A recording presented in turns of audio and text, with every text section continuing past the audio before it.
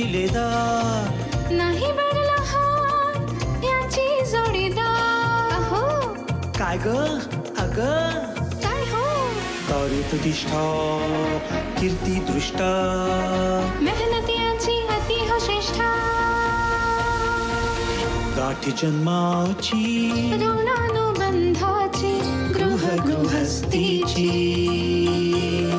जोडी बघा हे खुलून दिसे जोडी बघा हे खुलून दिसे हो आमचे हे आमची आमचे हे आमचे हे आमची आमचे हे आमची. नमस्कार. सह्याद्री वाहिनीच्या सर्व रसिकांचं मी स्मिता गवाणकर मनापासून स्वागत करते. एका मानसोपचार तज्ज्ञाचं असं म्हणणं आहे की आपल्या अस्तित्वाचा उत्सव साजरा करता आला पाहिजे, कारण आपण अनमोल असतो, आपली तुलना इतरांबरोबर होऊ शकत नाही. आता आपणच आपल्याला असं म्हणून घेणं म्हणजे अहंभाव किंवा आत्मप्रौढी असल्यासारखं होतं की नाही. पण आपल्या गुणांची कदर करणारा, कौतुक करणारा किंवा आपल्या अवगुणांची योग्य ती टीका करून आपल्याला सातत्याने पुढे जा असं सांगणारा एखादा साथीदार आपल्याबरोबर असेल तर नुसतं अस्तित्वच काय, जीवनही उत्सवासारखं साजरा करता आलं पाहिजे. अशाच एकमेकांवर नितांत आदर प्रेम असणाऱ्या दोन व्यक्तिमत्वांची सुंदर प्रेमाची ही गोष्ट. या प्रेमाच्या गोष्टीतील आमची ही आहे सुप्रसिद्ध अभिनेत्री अनिता दाते आणि आमचे हे आहेत सुप्रसिद्ध लेखक, समुपदेशक, दिग्दर्शक आणि अभिनेते चिन्मय केळकर. त्यांचं आपण स्वागत करूया. या अनिताबाई, या या या या या बाई म्हणण्या एवढा प्रवास तुझा झालेला आहे चिन्मय. खूप खूप खूप स्वागत. महाराष्ट्राच्या सर्व रसिकांच्या वतीने तुमचं मनपूर्वक स्वागत. या प्रेमाची गोष्ट कुठून कुठेपर्यंत होती आणि कशी ती पुढे सुरू राहिली आहे हे ऐकायची खूप इच्छा आहे. अनिता सुरू हो जाय. मी तयार आहोत. ये बस. अभिनय आवडतच नाही असं म्हणणारी आमची अनिता नाशिक वाया पुणे मुंबई म्हणत रजतपटाची राणी म्हणून आता इथे बसलेली आहे आणि व्यावसायिक रंगभूमीवर अगदी छान असा रोवलेला लेखक अभिनेता आज एका वेगळ्याच ठिकाणी जाऊन मुलांना घडवते. काय वेगळंच कॉम्बिनेशन आहे ना. मला ना हिला बघितलं किंवा हिला जे आधी ओळखत नाहीत, मी आता ओळखते, पण हिला भेटायच्या आधी पण अतिशय शिष्ट, आसपास कोणाला फिरकून न देणारी, नंतर बोलणारच नाही, नंतर असं करणारी अशी अनिता वाटते. का बरं ग अनिता? कारण मी दिसायला एक बारीक पुणेरी आहे आणि माझी बोलताना पण साधारणतः तसं मी बोलते असं लोकांना वाटतं. आणि दुसरी गोष्ट म्हणजे आता मी एका पुणेरी मुलाशी लग्न केलेलं आहे, त्यामुळे लोकांना मी वाटत असेल कदाचित, पण मी नाहीये बिलकुल. अजिबातच नाही. अतिशय बडबडी, थोडीशी स्पष्ट व्यक्ती असल्यामुळे असेल नाही का? पुरेशी स्पष्ट व्यक्ती पण नाहीये. खरं तर मी लोकांबरोबर मैत्री करायला उत्सुक असते, त्यांच्याशी गप्पा मारते, हो बरोबर आहे, पण मला मिसळायला वेळ लागतो. त्यामुळे हा माझा दोष आहे. खरं तर मी शिष्ट वगैरे नाही. अशी कशी असेल?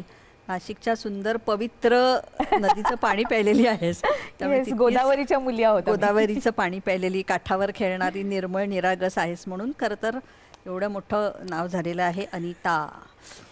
चिन्मय, तरी सुद्धा तू कसा प्रेमात पडलास ह्याच्या, म्हणजे अशी हिंमत कशी झाली तुझी?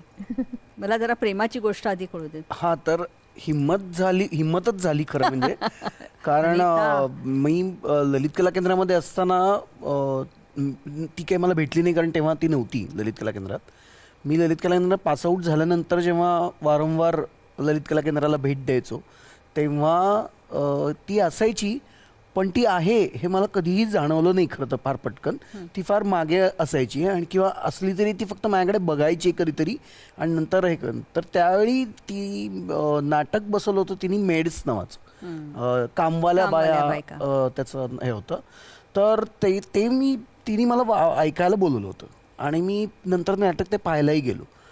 आणि ॲक्च्युली तेव्हा काही मी प्रेमात वगैरे पडलो असं मी म्हणणार नाही, पण तेव्हा मी थक्क मात्र झालो होतो.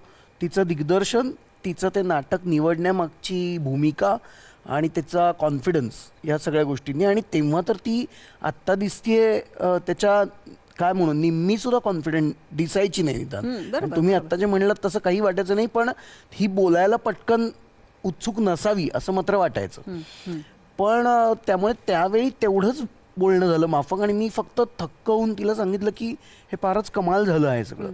आणि मग मी प्रेमात पडलो ते नंतर. आम्ही सिगरेट्स नावाचं नाटक मुंबईत ती आल्यानंतर जेव्हा केलं त्याच्या रिहर्सल्सच्या दरम्यान मी प्रेमात पडलो.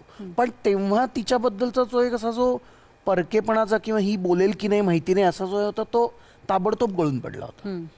हे नक्की. बरं. त्याने त्याची कारणं सांगितलं अनिता तुझ्या प्रेमात पडण्याची. तो म्हणजे मुंबईला आला तेव्हा तो असा व्यवस्थित स्थिरावलेला होता. छान अनेक लोकांकडे तो छान काम करत होता. लेखक म्हणून त्याची सुरुवात होत होती. अभिनेता होता. तुझी प्रेमात पडण्याची किंवा त्याने दिलेल्या प्रपोजलला हो म्हणण्याची कारणं काय? एकतर चिन्मय मला नेहमीच इतरांपेक्षा वेगळा वाटत आलेला आहे. तो स्पष्ट बोलणारा होताच, पण एक हरहुन्नरी मुलगा की ज्याला कदाचित वेगवेगळ्या गोष्टींची आवड आहे. त्याला खूप माणसं जोडलेली होती चिन्मयनी. खूप लोक वेगवेगळ्या पद्धतीची त्याच्या ओळखीची होती आणि अशी त्याच्या प्रेमात पडणारी माणसं होती ती. म्हणजे तो कसाही वागला तरीही ती त्यांना नेहमीच चिन्मय जवळचा वाटायचा, त्याच्याशी बोलावंसं वाटायचं. तर एक मात्र होतं म्हणजे तो एक बारीक हट्टी होता. त्याला अनेक गोष्टींची आवड होती. तो पुस्तकही वाचायचा, तो भरपूर फिरायचा सुद्धा. अनुभव गोळा करत जाणारा हा मुलगा आहे आणि तो छान गप्पा मारतो, तो छान बोलतो आणि त्याच्या त्या बोलण्यामुळे मला तो हवासा वाटायचा की अरे त्यांनी एकदा सांगितलं ना तर ती गोष्ट तशीच्या तशी आपल्या समोर उभी राहते. तर ही काय जादू आहे या मुलामध्ये. किंवा प्रत्येकाशी बोलताना त्याचा जो अप्रोच असायचा तो ग्रहण करण्याचा असायचा. तर ह्यामुळे मला असं वाटलं की ही गंमत सगळ्यांमध्ये नसते आणि आपण एक काहीतरी सर्धोपट मार्ग निवडतो आणि तेवढ्याच गप्पा मारतो, आपण तेवढंच बोलतो. पण तो तसा नव्हता. तो सगळं वेचणारा होता.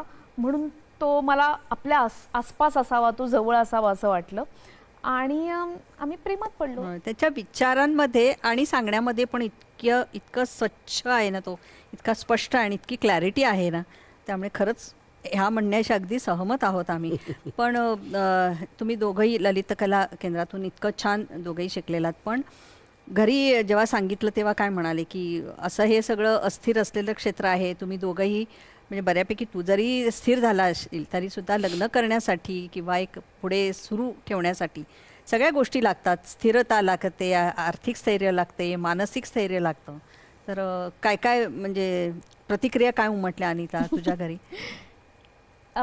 माझ्या घरी चिन्मय आवडला आणि दुसरी गोष्ट म्हणजे माझ्या घरात एक गोष्ट नक्की आहे की जर समजा मी जर काही निर्णय घेतला असेल तर त्या निर्णयाच्या सोबत घरातली माणसं असतात. म्हणजे केवळ आई बाबाच नाही तर माझे अत्यंत जवळचे नातेवाईक, मावशी, मामा वगैरे हे असतात. आणि माझ्यामध्ये हा कॉन्फिडन्स होता की काही तुमच्यावरती जबाबदारी नाही. मी प्रत्येकाला हाच कॉन्फिडन्स देते की म्हणजे मी चिन्मयला पण हाच कॉन्फिडन्स दिलाय की माझी जबाबदारी बाबा तुझ्यावरती नाही, जरी मी बायको असले तरी. तसंच माझा आईबाबांच्या बाबतीत सुद्धा असतं की मी माझ्या प्रत्येक निर्णयाची जबाबदारी मी घेणार आहे आणि हे मी निभावणार आहे आणि तो योग्य मुलगा आहे हे मी त्यांना सांगू शकले त्यावेळेला. आणि मी सांगण्याचं कारणच नाही, चिन्मय स्वतःच भेटायला आला होता. तो बोलला होता आईबाबांशी, तो माझ्या मावशीशी जाऊन बोलला होता आणि त्यांना असं वाटलं की हा मुलगा योग्य आहे, स्वच्छ मुलगा आहे बेसिकली विचारांनी आणि या क्षेत्रातला आहे की जो माझ्या मुलीला समजून घेऊ शकतो. तर ते होईल बरोबर त्यांचं. आणि अस्थिरता ही आहेच आता, म्हणजे त्याच्याशी ती त्यांच्याही आयुष्यात होती, त्यामुळे त्यांना काही हे नवीन नव्हतं. त्यामुळे चिन्मय त्यांना आवडला आणि पसंत पडला. बरं, पण चिन्मय तुला लग्नच करायचं नव्हतं ना? मग लग्नापर्यंत कसं काय तिने तुला त्यामध्ये? नाही, तुम्ही मगाशी म्हणलं तसं की मी खरंच जरी माझं काम सुरू होतं तरी मी आर्थिकदृष्ट्या तसा स्थिर नव्हतो की मी लग्न करावं आणि मानसिकदृष्ट्या तर मुळीच नव्हतं. आणि या दोन्ही गोष्टी मी अनिताला सांगितल्या होत्या की मी यामुळेही लग्न करायला तयार नाही आहे. आणि लग्न या संस्थेविषयी माझे काही मतं होती ती, पण ती तेव्हा तशी कच्ची पक्की अशा ह्याच्यात होती. सो त्यामुळे माझं नक्की नव्हतं करायचं लग्न हे होतं. आणि ते खरं तर ना तिने काही आणलंय असं नाहीये. एक तर तिच्या स्वभावामुळे आणि ती माझ्यावर वर्षभर 1.25 वर्ष अत्यंत कन्सिस्टंटली आणि डिटर्मिनेशननी राहिली, हेच खरं तर जर काही असेल तर ते आहे त्याचं उत्तर.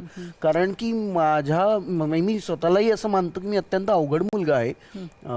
अय्या, हो. ती मगाशी जे गुण म्हणून तिने मला सांगितले माझे, ते कधी कधी अवगुण म्हणूनही होतात, कन्व्हर्ट होतात. होय होय. तर त्यामुळे एक मुलगी 1.25 वर्ष आपल्याबरोबर आपल्या ह्या सगळ्या वेडेपणाला सांभाळून घेत, समजून घेत आणि इनफॅक्ट त्याचं काही वेळेला कौतुक करत आपल्याबरोबर आहे. आणि तर ते मला असं वाटलं हेच पुरेसं आहे की आता आपण करायला हवं लग्न. पण अनिता अत्यंत मध्यमवर्गीय तरी पण अतिशय सुसंस्कृत आणि छान घरातली तू मुलगी आहेस की लग्न करावं, मग मुलं बाळं आणि मग तुम्ही छान उत्तम करिअर करा, अशा छान घरामधली तू मुलगी. लिव्ह इन रिलेशनशिप मुळात तुला मान्य होते का? आणि तुम्ही राहायचं जेव्हा ठरवलं तेव्हा घरच्यांचं काय म्हणणं होतं? मुळात पहिलं तुझं मत सांग. मुळात मी छान घरातली आहे हे अगदी बरोबर आहे, पण मलाही लग्न करायचं नव्हतं. पण माझ्या आई वडिलांसाठी मला लग्न करणं भाग होतं आणि मलाही आवडलं असतं लिव्ह इन मध्ये राहायला. पण लिव्ह इन मध्ये राहणं ही सोपी गोष्ट नाही आहे आणि त्याची जबाबदारी अधिक आहे. त्यापेक्षा लग्न सोपं आहे. एका माणसाबरोबर लग्न करणं की आम्ही दोघं जण लग्नात आहोत तर फार गोष्टी अवघड नाही होत. मग ते कसं जगायचं त्या संदर्भातल्या टर्म्स ठरलेल्या असतील किंवा क्लॅरिटी असेल दोघांमध्ये, नसेल किंवा काही लोकांना असं वाटतं की नाहीतरी मग आमचं लग्नच झालेलं नाहीये, मग त्या कमिटमेंट सैल होतात. तर हे सगळं मला नको होतं. मला एका मुलाबरोबर सोपं राहायचं होतं. वा वा. की आम्ही दोघं जण लग्नात आहोत, आपलं काहीतरी ठरलेलं आहे, आपण एका घरात आहोत, एकमेकांबरोबर ॲडजस्टमेंट करणं एका पॉईंटला गरजेचं आहे, जिथं नाही होत तिथे एकमेकांना सांगणं गरजेचं आहे. पण मग ठीक आहे आपलं लग्न नाही आहे मग आपण एकमेकांना सोडून देऊया, हे असं नको होतं मला. ते सोपं असतं, त्या सगळ्या गोष्टी फारच सोप्या असतात. सोडून देणं, पटत नाहीये असं म्हणणं, पण एकमेकांबरोबर राहण्याचा निर्णय घेणं, सहजीवन नावाची गोष्ट, की मला एक मुलगा आवडलेला आहे, त्याच्यातनं 4 गोष्टी मला वेचायच्या आहेत, तर तो मला आयुष्याचा भाग म्हणून माझ्या सोबत हवा आहे, त्याचा सपोर्ट मला हवा आहे, माझा सपोर्ट त्याला हवा आहे, प्रेम हवं आहे, एकमेकांना माया हवी आहे. तर हे म्हटलं तर गरजेचं पण आहे. पण त्याचबरोबर माझं कुणाबरोबर पटेल याबद्दल मला शाश्वती नव्हती. म्हणूनही म्हणजे जसं त्याचं होतं की ही जबाबदारी आहे मोठी, लग्न ही जबाबदारी आहे, ती आपल्याला झेपणार आहे का, पेलणार आहे का, आणि मग लिव्ह इन तर अजून मोठी जबाबदारी आहे. तर हे सगळं नाही झेपणार. त्यापेक्षा त्यातला सोपा मार्ग लग्न करणे हा आहे, जे माझ्या आईवडिलांनाही हवं आहे. कारण मी अशा समाजामध्ये राहते की जिथे कधी कधी मला विचारायला लोक नाही येणार आहेत, पण त्यांना विचारायला लोक येणार आहेत की या मुलीचं काय, मग तिचं. आणि त्या अर्थानं नाशिक छोटं आहे आणि तसे विचार त्या काळामध्ये नव्हते की आता लिव्ह इन मध्ये राहते मुलगी म्हणजे काय करणार आहे ती, मग तो म्हणजे त्याची उत्तरं त्यांच्याकडेही नव्हती. तर ज्याची उत्तरं त्यांच्याकडे नाहीत आणि ज्याच्यापर्यंत ते पोचू शकणार नाहीत त्या प्रदेशात त्यांना का न्या. तर त्यासाठी सोपा मार्ग मी लग्न करणे हा आहे, जे मी केलं. बरोबर. आमची ही सगळ्यात स्वस्त असलेलं आणलंय बघ. वा वा वा. दरवेळी पशु आहारावर मोठ्या प्रमाणात बचत करता. पण हे उत्पादन कमी होत आहे, त्याचं काय? म्हणूनच बायकोचा एका सल्ला मनापासून खाऊ घाला. फक्त कपेला, देशाचा नंबर 1 पशु आहार. इम्पेरेटिव्ह बिझनेस व्हेंचर्स लिमिटेड प्रस्तुत दीपस्तंभ सोन्याचे. आपल्या भेटीला घेऊन येत आहोत भारतीय प्रशासन सेवेतील विविध मान्यवर अधिकाऱ्यांच्या यशोगाथेचा प्रवास. नक्की बघत जा. इम्पेरेटिव्ह बिझनेस व्हेंचर्स लिमिटेड प्रस्तुत दीपस्तंभ सोन्याचे. प्रसारण प्रत्येक शनिवारी रात्री 8:30 वाजता आणि पुनःप्रसारण रविवारी सकाळी 8 वाजता दूरदर्शनच्या सह्याद्री वाहिनीवर. न जाने किस शहर अंदर हमन को लाके डाला है, न साकी है, न दिलबर है, न शीशा है, न प्याला है. दूरदर्शन आहे ना, हे बेसिकली हनुमानासारखं आहे. या वास्तूंमध्ये आम्ही आमच्या करिअरची सुरुवात केली आहे. TRP पेक्षा सुद्धा मला जे भरभरून प्रेम मिळालेलं आहे मी त्या प्रेमाची भुकेली आहे. ज्या ज्या लोकांबरोबर मला गाण्याचा चान्स मिळाला त्यावेळेचा तो गोल्डन इरा होता. दूरदर्शन की जो रीच है वो सबसे ज्यादा है. मला सारखं असं वाटत होतं की जो रोल मी करतोय ना त्याला स्लॅपस्टिक कॉमेडीचा सेन्स असलेला मिळत पाहिजे. सच्चित आनंद हा तुमचा जन्मसिद्ध अधिकार. So that is very important. मिळवणं सोपं आहे, टिकवणं फार कठीण आहे. त्याचं मी करत राहणार, म्हणत मी शेवटपर्यंत करत राहणार. मी सगळं केलेलं आहे, माझं पूर्ण 100% दिलेलं आहे. आता देवा तुझ्या पायाशी सगळं.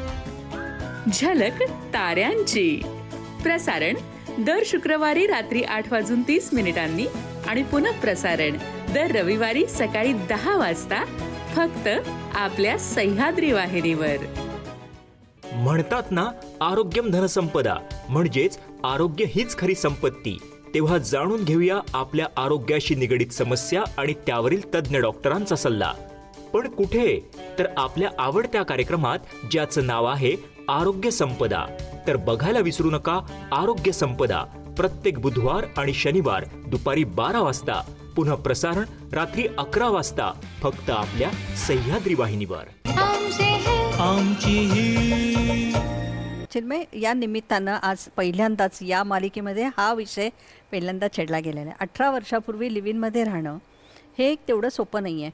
म्हणजे तुमची जरी बैठक ठाम असेल तरीसुद्धा आसपासचे लोक आपल्याला तितकं, म्हणजे अनेकांना ना लिव्ह-इनमध्ये राहतात म्हणून भाड्याची घरं दिली जात नाही किंवा त्याचे वेगवेगळे जे साईड इफेक्ट्स आहेत ते आहेत. नाही बाबा तुम्ही असं राहताय तर पुढच्या पिढीने काय करायचं.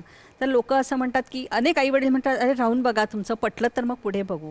हे असे जे सगळे प्रश्नचिन्ह आहेत, एक लेखक म्हणून पण तुला विचारते, तू खूप विचार करणारा आहेस. काय ह्याने काय साध्य होईल की 1 वर्ष 2 वर्ष लिव्ह-इनमध्ये राहिल्यावर खरंच आपल्याला ती व्यक्ती कळू शकेल का? नाही, तसं तर मग काय जन्मभर खरं तर व्यक्ती कळतच राहते आणि किंवा कळत नाही. पण मला असं वाटतं की एकतर आम्ही जे काय ज्या पद्धतीने राहिलो ना, तेही त्याला लिव्ह-इन असं म्हणण्यात तसा काही खरा अर्थ नाही आहे. कारण आम्ही व्यवस्थित दोघं नवरा बायकोंसारखे घरात एकत्र राहिलो आहोत.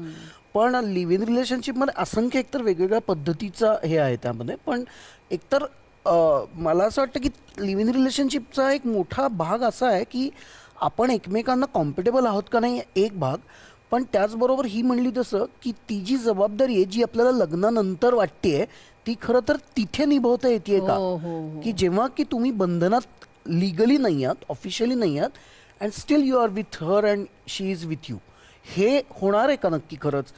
तरच खरं तर ते नातं आपल्याला हवं आहे. आणि ते केवळ व्यावहारिक पातळीवर नाही, भावनिक आणि मानसिक सगळ्या पातळीवर हवं आहे. सो त्यामुळे मला खरं तर सगळ्यात मोठा त्याचा हे तोच वाटतं जे तिने सांगितलं की हे अवघड आहे. आणि खरंच अवघड आहे आणि त्यामुळेच कदाचित ते अवघड आहे. सो पण मला वाटतं दोन्ही, म्हणजे लिव्ह-इन काय किंवा लग्न झालेलं काय, प्रेमाचं नातं आणि एकमेकांविषयी आदर असेल ना, तर मला वाटतं दोन्ही तशी नाती सोपी आहेत. एकाला आपण बंधन म्हणूया आणि एकाला थोडंसं सुट्टं किंवा स्वातंत्र्य म्हणू. पण मला वाटतं एकमेकांचा आदर केला पाहिजे. नाही तर कायम भीती, सोडून जातोय का, अपमान करतोय का, आपलं नाही जमलं तर सोडूनच द्यायचं आहे, याला अंडरलाईन न करता एकत्र राहणं. चला मग आपल्याला अभिनयच करायचा नव्हता मॅडम. तुम्ही थोडं गाणं म्हणत होता, थोडं कथ्थक पण करत होतात. आणि खरं तर तुमचे काका उपेंद्र दाते वडील पण तुझे दिग्दर्शक वगैरे करायचे होते. मग इतकी सगळी सुंदर पार्श्वभूमी असताना आपल्याला अभिनय का करायचा नव्हता? आणि मला त्यावेळेला की असं होतं चिन्मय की अभिनय करायचा ना, जाता जाता होईल की तू नाटकात काम कर किंवा एकांकिकांमध्ये कर, पण ललित कला केंद्रामध्ये तुला पाठवण्याचं मुळात कारण काय आणि तू का गेलीस? नाही, मला कोणीच पाठवलं नाही. मी तेच सांगितलं की मी आत्तापर्यंतचे माझे सर्व निर्णय माझ्या आईवडिलांच्या कृपेमुळे मी घेतलेले आहेत. की तुला काय करायचं आहे की कॉमर्सला ॲडमिशन घ्यायची आहे, तू कॉमर्सला ॲडमिशन घे. तुला काय करायचं आहे, ललित कला केंद्रात ॲडमिशन घ्यायची आहे, ठीक आहे, काही हरकत नाही, तू तिथे ॲडमिशन घे. त्यासाठी ज्या ज्या गोष्टी करायला लागणार आहेत, ज्या पद्धतीचे कष्ट असतील ते तूच पहा.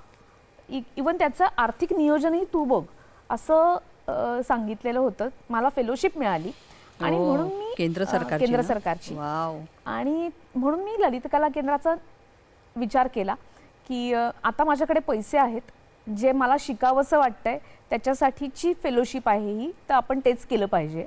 आणि मुंबईतली नाटकं, पुण्यातली नाटकं, खरं सांगायचं ना तर मला प्रायोगिक नाटकं खुणवत होती. त्या सुमारास मी जेव्हा नाशिकमध्ये बऱ्यापैकी नाटक करू लागले होते, त्या सुमारास एक फेस्टिवल झाला होता की ज्याच्यात मी बुद्धिबळ आणि जब्बू बघितलं होतं. आणि तेव्हाची काही नाटकं की श्याम मनोहरांची नाटकं पाहिलेली होती. अतुल पेठे सारखा दिग्दर्शक नाशिकमध्ये येऊन गेला होता, त्यांनी तिथे काही वेगळ्या पद्धतीच्या नाटकांची सुरुवात केलेली होती. तर हे सगळं मी बघत होते. तर हे नेमकं काहीतरी वेगळं नाटक आहे जे आपण कालिदास कला मंदिर नाशिकचं जे आहे तिथे पाहतो, म्हणजे व्यावसायिक नाटकं जी पाहत होते मी त्यापेक्षा हे काहीतरी वेगळं आहे. तर हे आपण हे काय आहे हे एकदा पाहिलं पाहिजे. आणि ते मनामध्ये तयार झालं आणि आसपास काही माणसंही खूप छान मिळत गेली आणि त्यांनी मला सांगितलं की नाही नाट्य शिक्षण नावाची गोष्ट खूप गरजेची आहे. तर म्हटलं जाऊया आपण, ललित कला केंद्रात काय नेमकं आहे, जागतिक रंगभूमीवरती काय पद्धतीची नाटकं झाली हे केवळ वाचून आपल्याला इथे समजेल, पण ते प्रत्यक्ष अनुभवलं तर किती चांगलं आहे, ते सगळं करता आलं तर किती चांगलं आहे. किंवा ही काही महत्त्वाची माणसं आहेत, सती शाळेकर आहेत, महेश एलकुंचवार आहेत, ही माणसं तिथे शिकवायला येतात, तर त्यांच्याकडनं आपण काहीतरी घेऊ शकू का असं एक मनात आलं आणि ललित कला केंद्रामध्ये ॲडमिशन घेतली. अभिनय करायचा नाही असं मला वाटायला लागलं होतं, कारण कामवाल्या बाया हे नाटक मी ललित कला केंद्रात बसवलं होतं आणि दिग्दर्शनाची प्रक्रिया ही मला अधिक खुणवत होती की नटाचं सोपं असतं काम खरे, आणि आपण जायचं, आपलं काम काय आहे तर पाठांतर करणे किंवा काय आपला रोल आहे त्याचा अभ्यास करणे. पण दिग्दर्शकाचं काम अधिक आहे आणि ते मॅनेजमेंटचं सुद्धा आहे. तर त्यातली मॅनेजमेंट पण मला आवडत होती क्रिएटिव्हिटीच्या बरोबरीने. तर हे सगळं करायला मिळणं, हे सगळं मनामध्ये एक नाटक उभं करणं, ही प्रक्रियाच फॅसिनेटिंग आहे. सो आपण दिग्दर्शन करावं असं मला ललित कला केंद्रापासून वाटायला लागलं. पण त्याचं काम मिळवणं अवघड आहे. मग मला अभिनयाची कामं मिळू लागली आणि ते मागे पडलं. पण अजूनही मला कधी कधी असं वाटतं की आपण दिग्दर्शन करावं. तथास्तु म्हटलेलं आहे. चिन्मय, बऱ्याच वेळा असं होतं की ओळख निर्माण झाल्यानंतर आपण मागे सरकतो. तुझी पार्श्वभूमी काय, तू कुठून आलायस, तुला का अभिनय लेखन ह्याची आवड निर्माण झाली, तू का ललित कला केंद्रामध्ये आलास? मी पुण्यातनं आलोय. मी अत्यंत मी पुणेरी आहे असं. मी पुणेरी आहे, प्रिव्हिलेज्ड आहे तो. मी पुणेरी नसण्याचा खूप प्रयत्न करतो पण तरी ते येतच ते एनिवे. तर मी प्रिव्हिलेज्ड आहे भयंकर. आणि त्यामुळे मला पुण्यात असं होतं की तुम्ही नाही म्हणलं तरी तुमच्यापर्यंत काही सांस्कृतिक गोष्टींचा ओघ येतच राहतो. तर काहीतरी पाहता, काहीतरी वाचता, ऐकता, गाता, सगळं करता तुम्ही. तर ते हे सगळं चालू होतं त्यामुळे माझं. आणि मी 10वी नंतर जेव्हा पहिल्यांदा नाट्यवेद नावाचा प्रसाद वनारसेंनी केलेला कोर्स त्यामध्ये केलं, 1 वर्षाचा कोर्स केला तो, तेव्हा मला असं वाटलं की आपण हे सिरियसली करायला हवंय. आणि घरनं मला कधीच काही तसा हे नव्हता की हे करू नको, त्यामुळे तो मार्ग त्या अर्थाने सोपा होता. आणि पण 11वी-12वीमध्ये पुरुषोत्तम आणि फिरोदिया करत असताना मला असं लक्षात आलं की हे फक्त स्पर्धांची नाटकं करून आपण नाटकवाले नाही होणार आहोत. आणि अभिनयासाठीच मला विचारलं जायचं, कारण मी तेव्हा ॲक्टिंगच करत होतो. तर मला माहीत नाही कशामुळे वाटलं, पण मला पहिल्यापासून असं वाटायचं की फक्त अभिनय करून नाही होणार आपल्याला लिहिता आलं पाहिजे, आपल्याला नाटक सगळ्या अंगाने बघता आलं पाहिजे, सिनेमासुद्धा. सो हे सगळं कुठे होईल तर ललित कला केंद्रामध्ये होईल. आणि ललित कला केंद्राचा मी गेस्ट ॲक्टर म्हणून ऑलरेडी मी काम करत होतो, मला ललित कला केंद्र माहिती होतं. आणि मी 12वीतनं बाहेर पडत असताना सुदैवानी सती शाळेकर तिथे HOD म्हणून आले. आणि मग मात्र माझं अगदी पक्क ठरलं की, कारण काही लोक मला म्हणत होती तेव्हा की तू ललित कला केंद्रात ॲडमिशन घेऊ नकोस, कारण तू ऑलरेडी एवढं काम करतोयस, तर कशाला ट्रेनिंग वेगळं तुला हवंय. पण जेव्हा आळेकर तिथे आले तेव्हा मला असं वाटलं की नाही, आता या माणसाबरोबरचं कडनं आपल्याला जे मिळणार आहे ते डेफिनेटली वेगळं असणार आहे. म्हणजे हिरा आहेस, त्याला पैलू पाडायला फक्त तू तिथे गेलास असं म्हणू शकतो आपण. प्रतिभा प्रभाव तेवढाच होता हो, तुझा. म्हणजे अगदी मी आता असं अगदी निर्लज्जपणे आणि कॉन्फिडेंटली असं नाही म्हणेन रे. की मी जर नसतो ललित कला केंद्रात गेलो तरी मी काहीतरी या क्षेत्रात केलं असतं, पण ते कदाचित वेगळ्या पद्धतीचा मी चिन्मय झालो असतो. पण डेफिनेटली ललित कला केंद्राने मला वेगळं काहीतरी हो घडवलं. हो, नाही तुझं नाव किती आदरानं घेतलं जातं, कारण म्हणजे असं वाटतं की अरे बापरे खूप मोठा वयाचा असा वगैरे आहे, पण अच्छा अच्छा चिन्मय केळकर हे का, हा का, हे पासून हा वर येतं, कारण तू पर्सनॅलिटी छोटी आहे, वय छोटं आहे. अनिता, केंद्र सरकारची फेलोशिप मिळाली किंवा ललित कला केंद्रामध्ये आपण बरंच काही सिद्ध केलं, याचा अर्थ तुम्ही लगेचच दुसऱ्या दिवशी काम मिळतं आणि मग एकदम मालिका मिळाली, मस्त नाटक मिळालं, असं काही होत नाही. त्यासाठी पुन्हा एक वेगळं आयाम लागतात, प्रयत्न लागतात. त्यातूनही लग्न झालेलं होतं, संसार या टिपिकल शब्द तुमच्यामध्ये नसेलच. या सगळ्यामध्ये काय काय, कुठे रेंगाळलीस, कुठे स्वल्पविराम घेतलास, नवीन लग्न झालंय आता म्हणजे काय करायचं, संसार म्हणजे काय, असे प्रश्न तुला पडले का गं? नाही, खरं सांगायचं तर काही फार बदल नाही झाले. एकतर आम्ही ज्या पद्धतीने राहत होतो आधी तसेच आम्ही राहू लागलो. आम्ही रजिस्टर मॅरेज केलंय, त्यामुळे आणि ते इतकं साधं आणि सोपं केलं की मला पहिलं नाटक मिळालेलं होतं बाई ग कमालच झाली नावाचं. अथर्व ही संस्था ज्याच्यामध्ये आधी चिन्मयनी काम केलं होतं, तर त्याच संस्थेत संतोष काणेकर निर्माते, आणि संतोष काणेकर आणि शैला काणेकर या दोघांचं लग्न झालं होतं 9 डिसेंबरला. आणि तोपर्यंत त्यांच्या लग्नाच्या आधी त्यांनी एक सुट्टी घेतलेली होती बऱ्यापैकी, आणि व्यावसायिक नाटक होतं नुकतंच, त्याचे अगदी काहीच प्रयोग झालेले होते. मग त्यांच्या लग्नाची सुट्टी, आम्ही असं ठरवलं होतं की 16 डिसेंबरला आपण लग्न करूया. आणि 16 डिसेंबरला नेमकं काहीतरी शनिवार रविवारी येत होता. तर मला संतोषने विचारलं, तुमचं लग्न कधी आहे? 16 तारखेला आहे का? अच्छा अच्छा अच्छा, बरं बरं बरं. तर म्हटलं का, काय झालं? तर तो म्हणाला की प्रयोग लावलाय. हां, शनिवार आहे ना तो, काहीतरी रविवार आहे ना तो, तर प्रयोग आपल्याला एक मिळतोय, कॉन्ट्रॅक्ट शो आहे. तर मी म्हटलं की थांब थांब थांब. मग मी चिन्मयला विचारलं की आपण थोडं नंतर लग्न करूया का? तर तो म्हणाला काय की, "हां, हे ठीक काय आहे." चाललंय?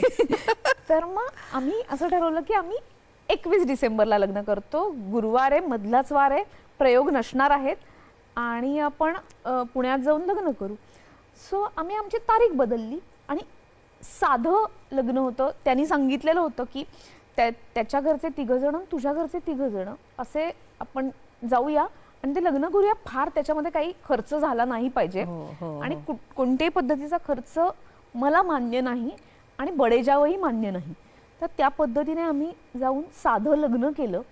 आम्ही सॅग घेऊन गेलो होतो, सॅग घेऊन परत आलो लग्न करून.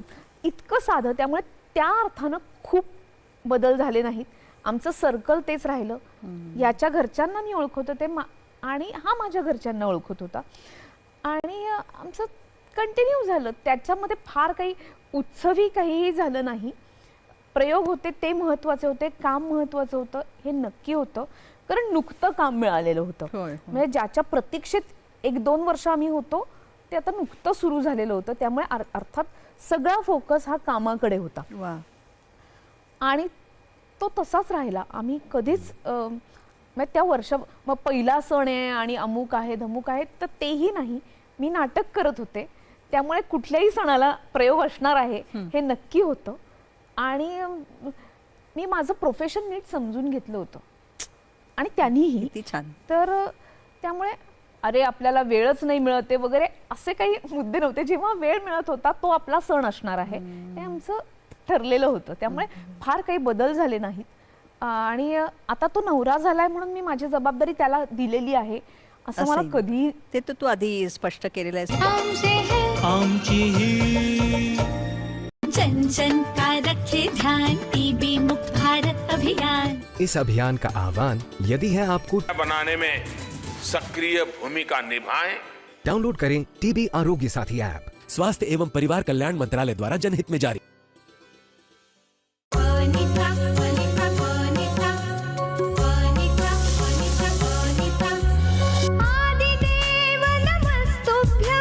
प्रसीद मम भास्करा, अन्नपूर्ण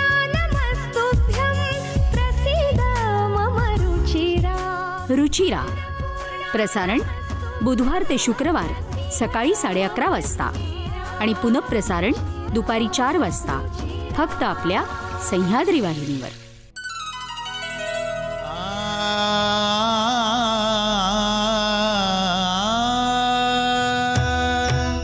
योगियांचा देव, योगियांचा देव, योगियांचा देव.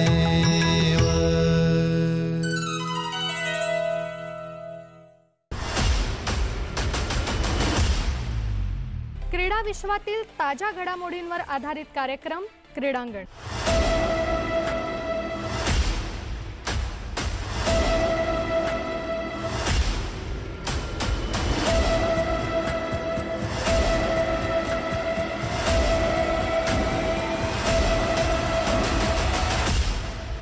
क्रीडांगण प्रसारण दर मंगळवारी सायंकाळी 6 वाजता फक्त सह्याद्री वाहिनीवर. चिन्मय, तरीसुद्धा तू इतका छान संवेदनशील लेखक आहेस, अनेक छान छान भूमिका करत असतो, आसपास पाहत असतो. प्रेम आहे म्हणून कधीतरी हक्क बजावला जातो. प्रेम आहे म्हणून तू मला आत्ता इथे हवी आहेस, तू माझ्याशी, मी तुला हे शेअर करावं असं कधीतरी म्हणजे वाटतं, किंवा रागानं आपण म्हणून नाही नाही नाही तू मला आत्ता हवी आहेस असं नाही का होत रे माणूस म्हणून. हे सगळं मान्य आहे, ही खूप समजूतदारपणा आहेत दोघांकडे, पण तरी असं नाही वाटत कधीतरी कधीतरी मानसिक आपली स्थिती बदलते. नाही, मला आत्ता मला हवी असतो आता या क्षणी, मला हे शेअर करायचं आहे. आणि ती तर त्या प्रेमामुळे जो पॉझिटिव्हनेस किंवा हक्क येतो त्याच्यावर कशी मात करायची असते. हो, म्हणजे हे तर झालंच की प्रेमामुळे तो आणि तसं वाटतच होतं आम्हाला, म्हणजे अजूनही वाटतं, पण तेव्हा तर खूपच असोशीनी वाटत होतं की आत्ता हे सांगायचं आहे आत्ता. आणि मला तर हे भयंकर आहे, म्हणजे माझी भूक अचाट आहे की मला जे जे वाटतं, मनात येतं, डोक्यात येतं, सुचतं, ते सगळं मला सांगायचं असतं. आणि अनिता अनेक वर्ष, म्हणजे मी मुंबईत जोपर्यंत काम करत होतो तोपर्यंत अनिता ही माझी पहिली श्रोता आहे कायमच, किंवा मला तिच्याकडून अप्रुव्हल हवं असायचं किंवा व्हॅलिडिटी हवी असायची की तू मला सांग तुला काय वाटलंय त्यावर. मग आणि तिचंही अभिनयाच्या बाबतीत तसं होतं. सो ते सतत होतं, पण म्हणजे मला काय उत्तर द्यायचं कळत नाही, कारण आम्ही तरीसुद्धा हे सगळं केलंच, म्हणजे आम्हाला काही वेळ मिळाला नाही असं झालं नाही कधी. आणि रादर ती म्हणते तसं की हे क्षण जेव्हा आम्हाला मिळायचं ना, तो आमच्यासाठीचा आनंदाचा परमोच्च हे असायचा, अजूनही असतो. आम्हाला गप्पा मारायला एक विंडो मिळाली की तिथे आम्ही इंडल्ज्ड असतो, पूर्णपणे रममाण असतो आम्ही, तर त्यामुळे त्याची मजा येते. आणि मी एक वेगळंच उदाहरण देईन यासाठी की इथे हे बोललेलं चालणार की ते मला माहिती नाही. चालणार बोल. हां, तर ललित कला केंद्रामध्ये आम्हाला अॅनाटॉमी शिकवायला, मी त्यांचं नाव विसरलो, एक डॉक्टर होते, ते यायचे, डॉक्टर लागूनचे जावई होते ते, आय एम नॉट रॉंग. तर त्यांनी आम्हाला सरळ सांगितलं होतं की हे बघा, तुम्ही व्यसन करणार हे सरळ आहे, त्याबद्दल मी लगेच व्यसन करूच नका वगैरे असं मी सांगू शकत नाही, कारण तुम्ही ती करणार आहात. तर त्या सिगरेटबद्दल बोलताना त्यांनी सांगितलं होतं की तुम्हाला जर सिगरेट ओढायची असेल पण ती तुम्हाला आहारी जायचं नसेल त्याच्या, तर तुम्ही एक महत्त्वाची गोष्ट केली पाहिजे, ती म्हणजे सिगरेट ओढताना फक्त सिगरेट ओढली पाहिजे, पूर्ण लक्ष देऊन पूर्ण सिगरेट ओढली पाहिजे. जे तसं करत नाहीत ते कदाचित चेनस्मोकर होतात, कारण ती तलब पूर्णच होत नाही. तुम्ही अत्यंत, आणि हे मला त्यांनी जेव्हा सांगितलं तेव्हा मला ओशो आठवले, मला दुबेजी आठवले, कारण त्यांचं असंच सगळ्यांचं म्हणणं होतं की जे करता आहात ते अत्यंत मनापासून त्या क्षणी जर केलं तर मग ते काही हरकत नाही, ते हार्मफुल पण नसतं. तर त्याची मला आत्ता आठवण होते की हे बोलताना की त्या गप्पा मारताना मी आणि इव्हन अनिताही अत्यंत असे घुसलेलो असतो गप्पांमध्ये. सो त्यामुळे कदाचित असेल की जेव्हा आम्ही नसतो एकत्र तेव्हा आम्हाला त्याचं काही फार खंत किंवा अरे आपल्याला वेळच मिळत नाही वगैरे असं होत नाही, कारण जेव्हा मिळतो तेव्हा आम्ही असे फारच मग्न असतो. वा वा वा, हे छान आहे ना. हे मला अगदी वेगळा अनुभव आता ऐकायला मिळतोय. आणि त्या प्रायोगिक रंगभूमीवर इतकं सुंदर काम केलेली दिग्दर्शिका म्हणून अशी, म्हणजे जर चिन्मय थक्क होत असेल तर मग बाकी काय सगळं थक्कच आहे असं म्हणायला हरकत नाही. पण जेव्हा मुंबईत आलीस आणि एका एक्स्ट्रा मॅरिटियल अफेअर या विषयावर एक तू मालिका केलीस, त्यावेळेला म्हणजे ती करायची की नाही, म्हणजे तुला भरपूर नाव मिळालं. पण आतली अनिता जी आहे अगदी म्हणजे सशक्त अभिनेत्री आहे, तिचं काय म्हणणं होतं की हे करतोय ते बरोबर आहे की नाही? आणि तुलाही तोच प्रश्न आहे की तुला आवडलं का अशा पद्धतीची भूमिका तिने करावी किंवा नाही करावी? खरं तर माझ्यासाठी हा प्रश्नच नव्हता. मला एक काम मिळणार होतं ज्याची मी अनेक दिवस अनेक वर्ष वाट बघत होते की मालिकेमध्ये मला का काम नाही मिळत आणि मला का कन्सिडर केलं जात नाही याबद्दल मला प्रश्न होते. म्हणजे एकदा मला कळलं असतं ना की नाही तुला इथं काम मिळूच शकत नाही कारण अमुक अमुक अमुक आहे, तर मी ते ॲक्सेप्ट केलं असतं. पण त्याची कारणं मला मिळत नव्हती आणि इथे मला संधी मिळत होती काम करण्याची, तर लोकांनी एकतर मला नाकारलं असतं तिथं आणि मला पुन्हा काम मिळालं नसतं. पण इथं मला संधी होती काहीतरी वेगळं करण्याची. आपला जसा चेहरा आहे तसाच चेहरा दाखवून, म्हणजे त्या अर्थानं मी म्हणजे जेव्हा आम्ही मुंबईमध्ये आलो त्यावेळेस ज्या पद्धतीच्या मुलींना काम मिळत की नाक सरळ पाहिजे, डोळे असे पाहिजेत तसे पाहिजेत, रंग अमुक अमुक पाहिजे, तर त्या सगळ्या ह्याच्यामध्ये मी तशी नाकी डोळी नीटच नाही आहे. मग मला त्यामुळे कदाचित काम मिळत नसावं, पण त्या मालिकेने मला हा कॉन्फिडन्स मिळणार होता की मी जशी आहे तसं काम मला मिळणार आहे. तर त्यामुळे त्याच्यात काहीच प्रश्न नव्हता. मला विषयामध्ये पण काही प्रॉब्लेम नव्हता आणि त्या निमित्ताने मी लोकांपर्यंत पोहोचणार होते. त्यामुळे आणि असा एक ट्रेंड सुरू झाला होता की ज्या मुली मालिकेमध्ये फेमस आहेत त्यांना नाटकात घेतलं जातं, असं त्या काळात सुरू झालं होतं. त्यामुळे मालिका मिळणं गरजेचं होतं. जर समजा मी मालिकेमध्ये फेमस असेल, मी लोकांपर्यंत पोहोचलेले असेल, तर मला नाटक करायला मिळणार आहे असं एक मला माहिती होतं. चक्र बदलत होतं थोडंच. तर म्हणून मला मालिका हवीच होती. त्यामुळे कुठलाही विषय असला आणि काही पद्धतीचं कॅरेक्टर असलं तरी ते मी करणार आहे मला माहिती होतं. आणि चिन्मय तुझं काय म्हणणं होतं? म्हणजे अर्थातच आता ते एक स्वतंत्र व्यक्तिमत्व, तिचा त्याच्या पाठीमागची एवढी मोठी पार्श्वभूमी खरंच मला माहिती नव्हतं. तुला काय वाटलं म्हणजे तिच्या मालिकेत? म्हणजे मी टेलिव्हिजन पासून शक्य तेवढा लांब राहण्याचा प्रयत्न पहिल्यापासून करत होतो.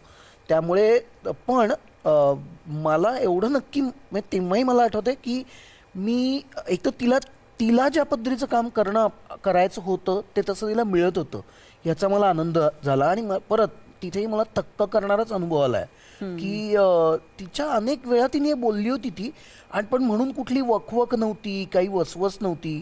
ती अत्यंत शांतपणे तिचं काम करत होती. आणि हे मिळालं नाही तर माझं आयुष्य व्यर्थ वगैरे असलं काही तिचं हे नव्हतं.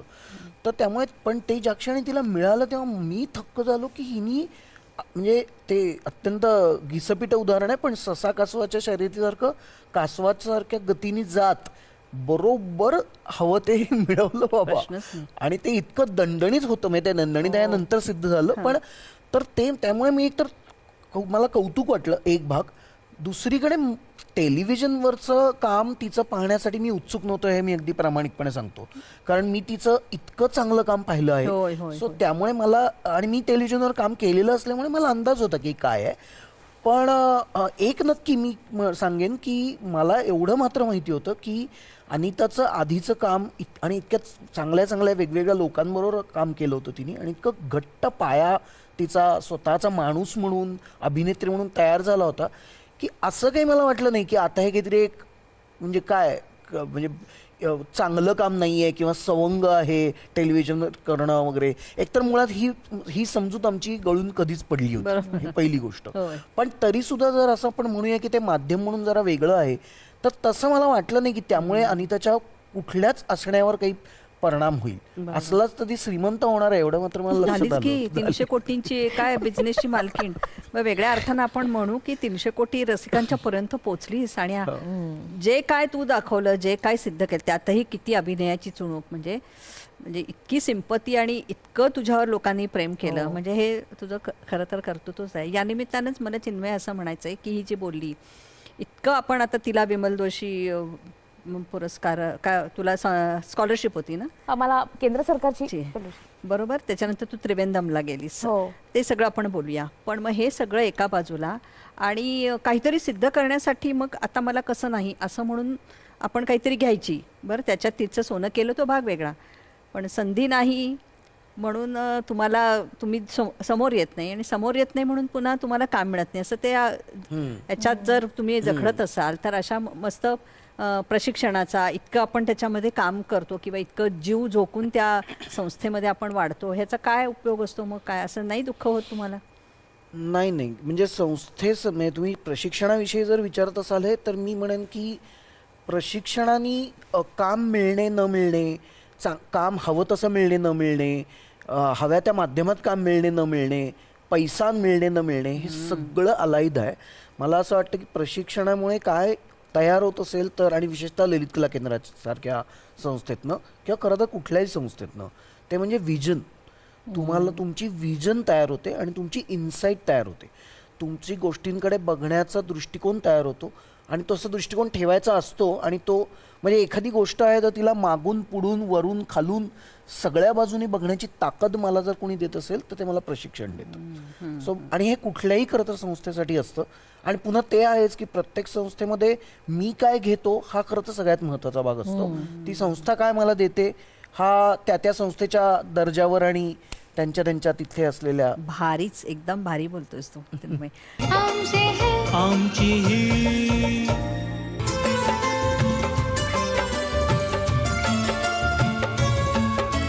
गरजे मराठी छत्रा खाली जमुया सारे माय मराठी, एकमेका साथ देऊन नारा गरजू गरजे मराठी.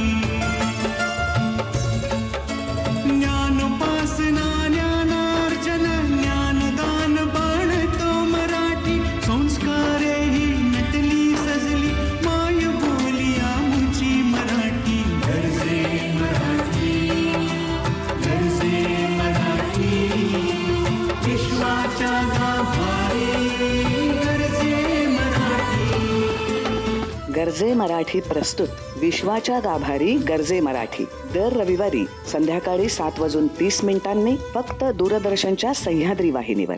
एता पिकाले बहर शिवार झालं हरभर, एता मातीचा हा गंध मनी आनंद लहर. आनंदाची लहर मनात फुलवणारी, माते समान असणारी ही काळी आई, या काळ्या आईच्या लेकरांसाठी माहितीपूर्ण कार्यक्रम आमची माती आमची माणसं. नवीन तंत्रज्ञान, नवीन संशोधन, शेतकऱ्यांना होईल नव्या जगाची ओळख. प्रगतीच्या दिशेने एक पाऊल आपल्या माणसाचं, आपल्या मातीतलं. आमची माती आमची माणसं. प्रसारण सोमवार ते शुक्रवार सायंकाळी 6:30 वाजता फक्त सह्याद्री वाहिनीवर. जुने हिट नवे फिट, हिंदी गाण्यांचा संगीतमय धमाका, तराने पुराने.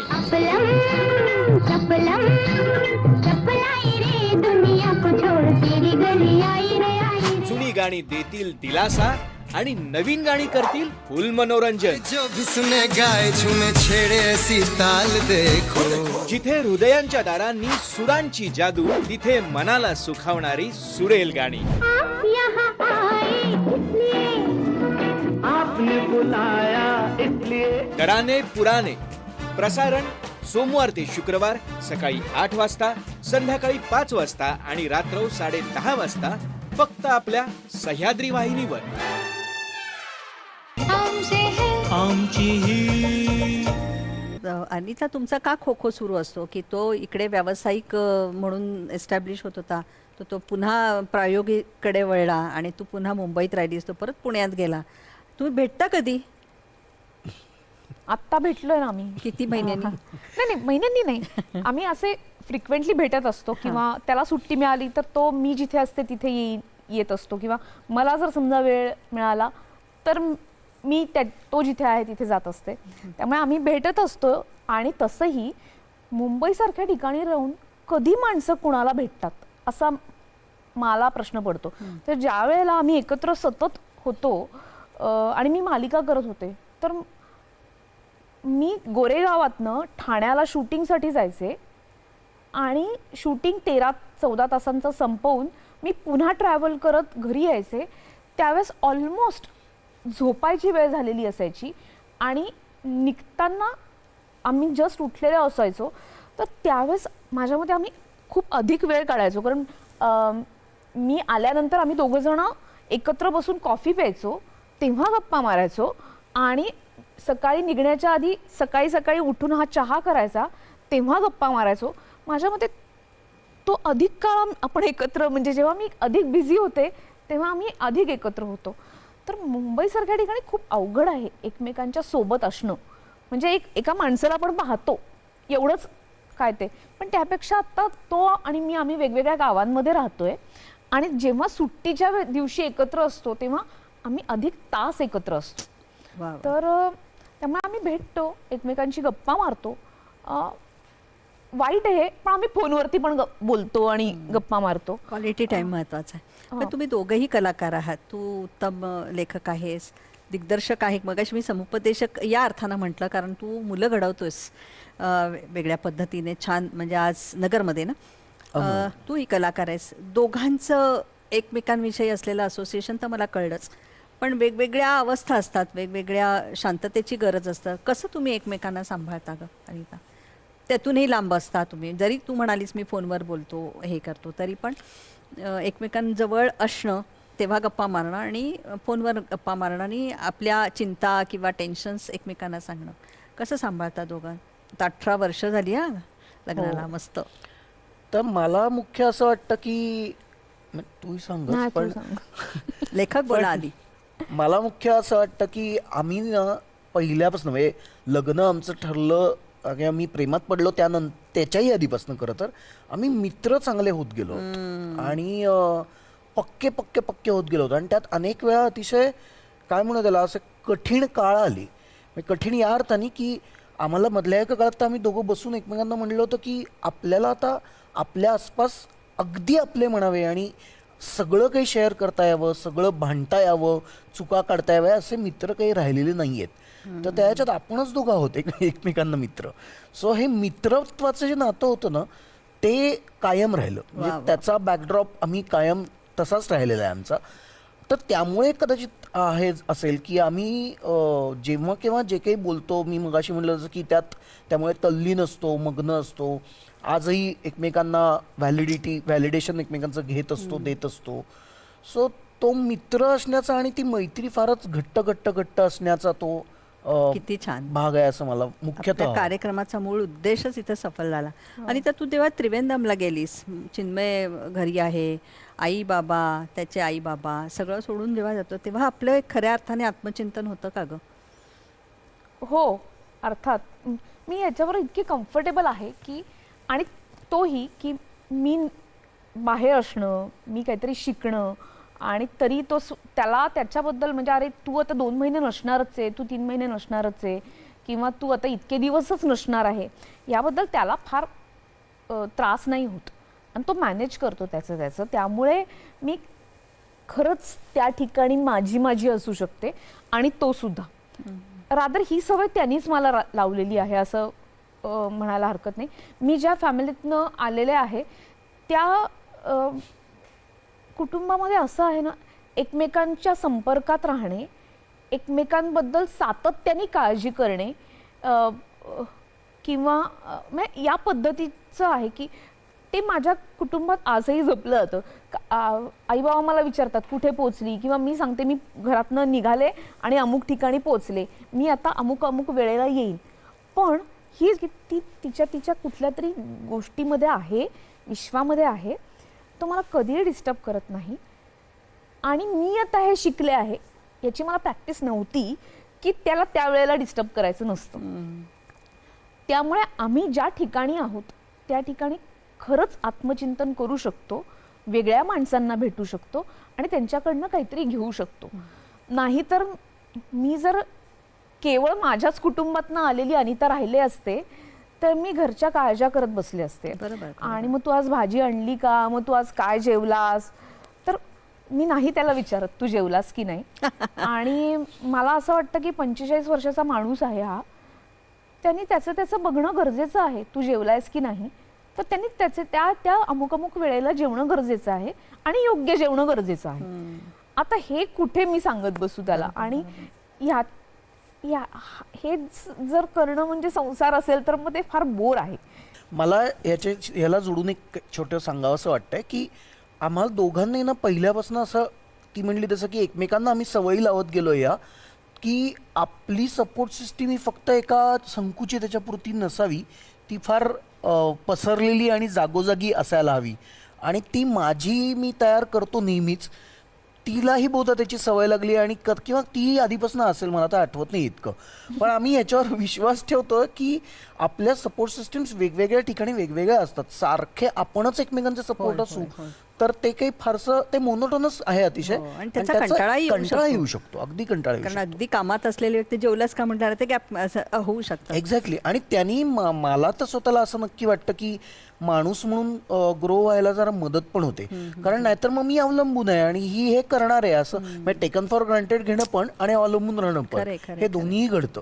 तर चिन्मय, तू जो आधी होतास, अनिताच्या प्रेमात पडायच्या आधीचा जो चिन्मय होता, स्वच्छंद, थोडासा बेदरकार, असं तू म्हणालास की फार जगाची चिंता नाही आहे, तो अनिता भेटल्यानंतर, प्रेमात पडल्यानंतर, लिव्ह इन ते लग्न आणि आत्तापर्यंत जी मुलगी अय्यासारखा चित्रपट करते, नंतर जारणसारखा चित्रपट धुमाकूळ म्हणजे बापरे, अनिताला भेटायचंच नाही असं मला वाटलं होतं. अशी करून हे सगळं आता इतकं तिथून तिचा पुढचा सगळा प्रवास सुरू आहे. त्याच्यामध्ये तुझ्या अस्तित्वामध्ये खूप बदल झाले असं वाटलं तिच्या येण्याने, तुमच्या एकंदरीत सहजीवनामुळे? नाही, खूप बदल नाही झाले. नाही, पण तिच्या येण्याने डेफिनेटली बदल माझ्यात नक्की झाले. फक्त तो अत्यंत स्लो झाला. म्हणजे आत्ता काहीतरी घडलं आणि पुढच्या वर्षी मी बदललोय असं घडलं नाही.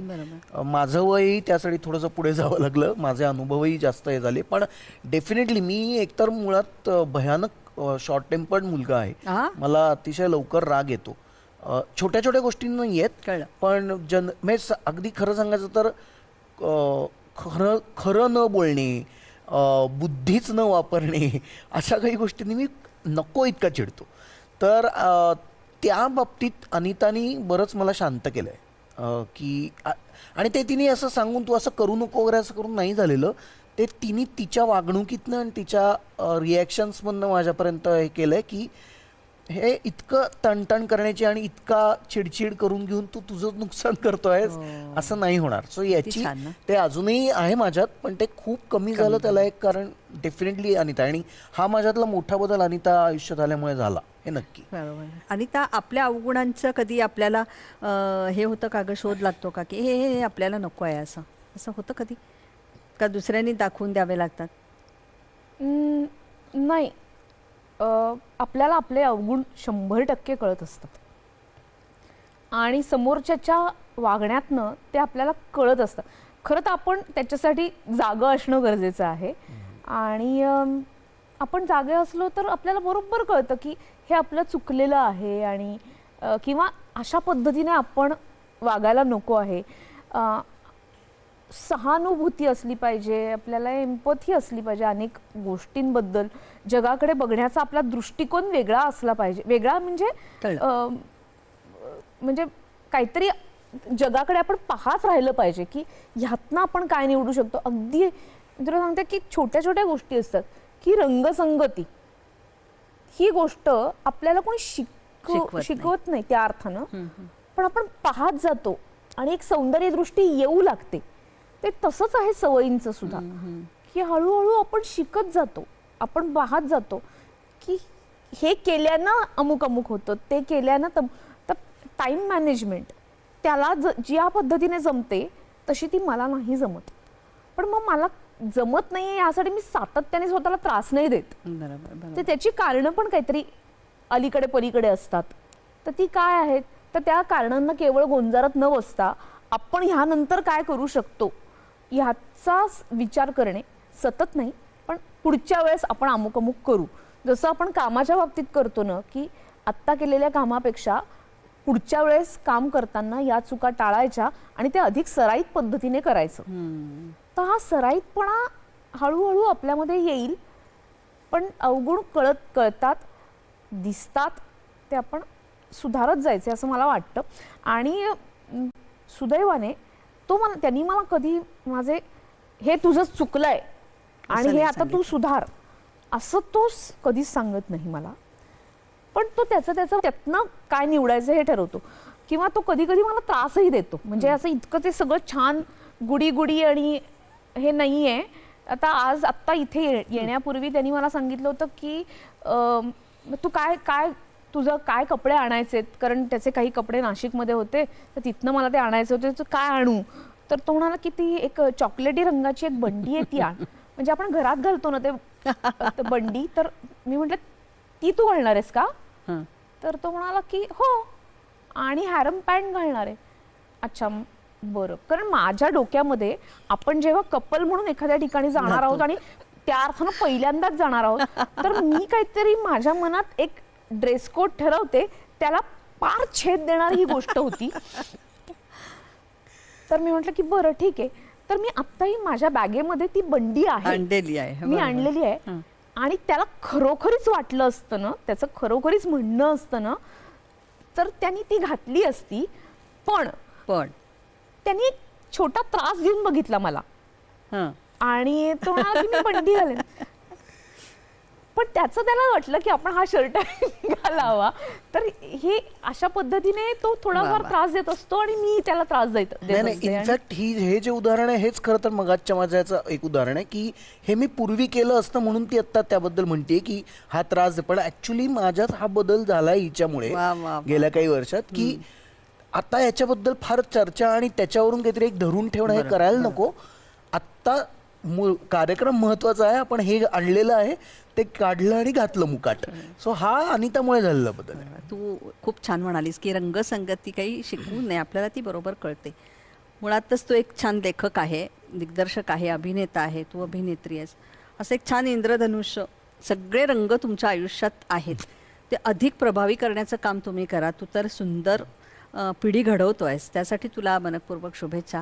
आणि सहजीवनाचा अर्थ म्हणजे नुसतं एकत्र राहणं, संसार या शब्दांमध्ये अडकून सतत एकमेकांना धुसपूस करणं नव्हे, तर इतकं सुंदर उदाहरण माझ्यासमोर आहे. महाराष्ट्राच्या सगळ्या रसिकांना कळलं की अरे वा, हाही एक वेगळा अर्थ आहे. आणि आमची ही जी प्रेमाची गोष्टी आहे ते तुमच्या येण्यामुळे सफळ संपूर्ण झाली. का मला वाटतं पहिला नवरा बायको या नात्याने आज पहिला इंटरव्ह्यू किंवा ही मुलाखत तुम्ही दिलेली आहे, यासाठी तुम्हाला मनपूर्वक शुभेच्छा. अनिता, बेदम काम कर तू, पण बेफाम असा घौडदौड कर लेखक म्हणून, दिग्दर्शक म्हणून. मनपूर्वक शुभेच्छा आणि खूप खूप धन्यवाद. थँक्यू.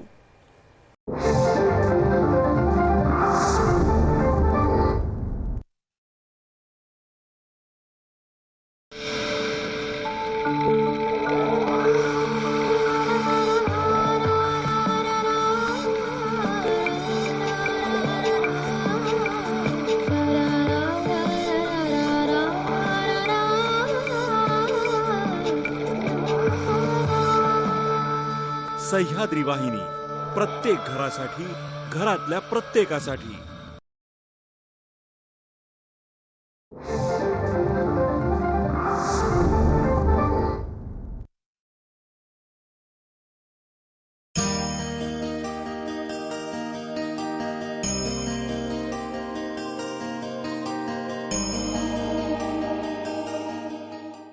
नमस्कार.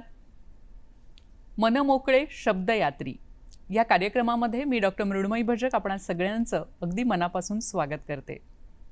आम्हा घरी धन शब्दांचीच रत्ने, शब्दांचीच शस्त्रे यत्न करू, शब्दची आमुच्या जीवाचे जीवन, शब्दे वाटू धन जन लोका, असं संत तुकारामांनी म्हटलेलं आहे.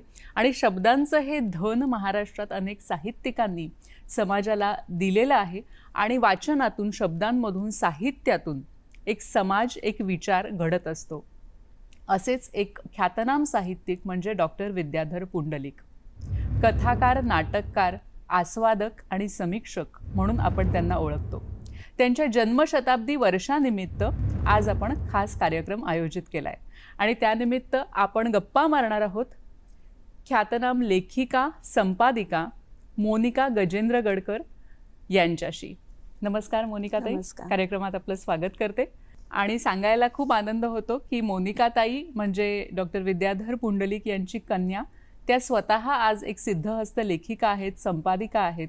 अनेक पुरस्कारांनी त्यांना सन्मानित करण्यात आलेलं आहे आणि आज त्या आपल्याशी गप्पा मारणार आहेत विद्याधर पुंडलिक यांच्या साहित्याविषयी देखील आणि त्यांचं व्यक्तिमत्व कसं होतं, एक वडील म्हणून ते कसे होते याविषयी देखील त्या आपल्याशी गप्पा मारणार आहेत. हे सगळं आज आपण छान गप्पांच्या स्वरूपात इथे मांडणार आहोतच, पण तत्पूर्वी आपण पाहणार